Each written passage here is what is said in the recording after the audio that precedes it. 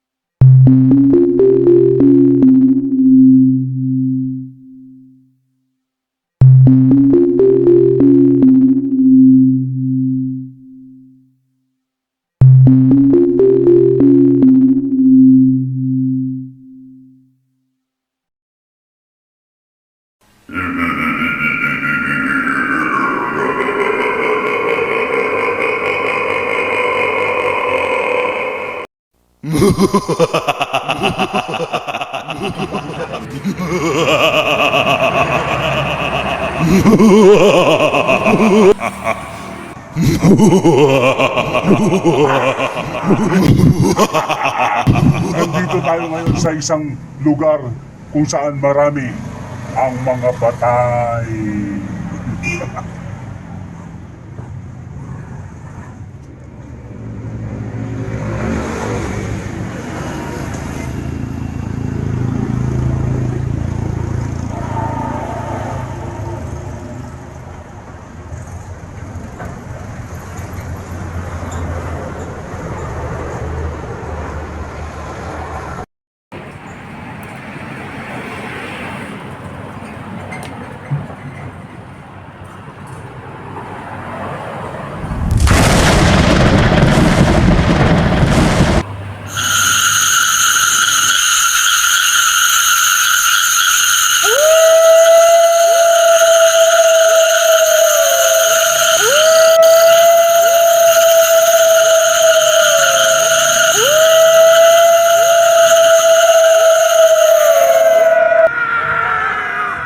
Nandito tayo ngayon guys, kung saan maraming gusto ang nakakalat dito sa Iro, Maribeles, Bataan.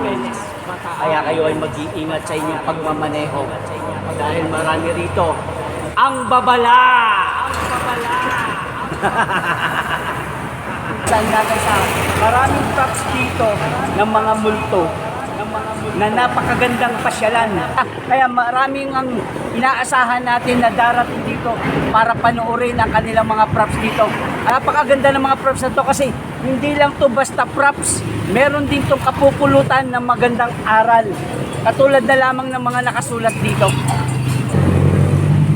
Pagbaba mo mula doon sa mataas na bahagi ng sigsag na to, ay makikita mo kagad ang babala na mag-ingat. Don't drink and drive.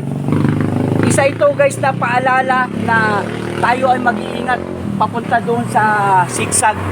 Kasi para na rin yun sa iwas aksidente. Katulad na lamang ng nangyari rito sa isang lalaki na nag-iinom.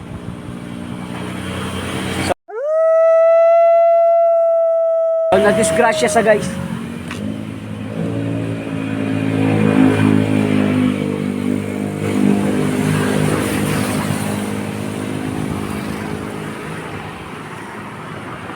Kaya tayo guys, pumasyal na rito sa isang magandang pasyalan dito sa E. Rodriguez at nagpapasalamat tayo dito guys at tara, kausapin natin ang isa sa nakaisip ng mga props na to. Ito pala isa na rin sa kaibigan natin, si Miss Rhea de la Peña at kasama ang kanyang mga props dito na nakakatakot guys. So yun, ilang taon nyo na ba itong napaghandaan?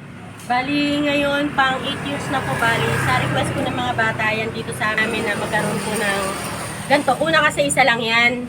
Tapos, nag-ikot-ikot kami dyan, natutuwa yung mga bata. Alam niyo naman ng bata, makakita lang ng simpleng, kahit naka-makeup ka lang susundan ka nila. Tapos, may isa kaming props hanggang sa dinadayo na sa isa lang yon.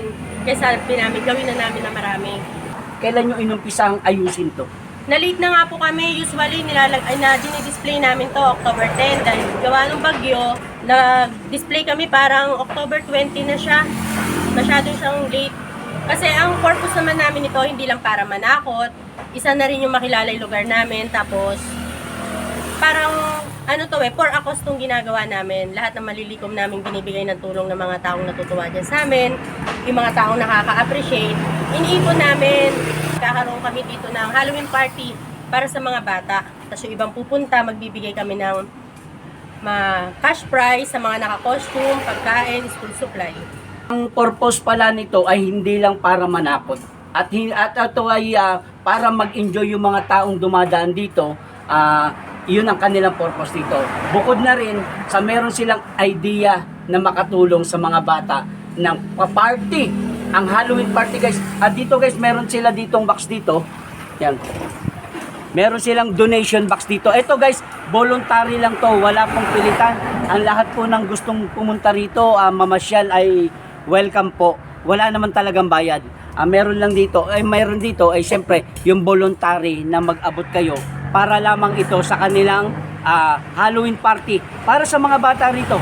Lahat siguro ng mga bata rito ay invitado bukas na yan ng umaga. So guys, pumasyal na kayo at tingnan ang mga magagandang tanawin o magagandang props. Kaya tara, isa na tayo rito sa magbibigay sa kanila. So yun guys, kaya isa tayo sa magbo-volunteer para meron sila pandagdag sa kanilang Halloween party. Naway mag-enjoy ang mga bata guys.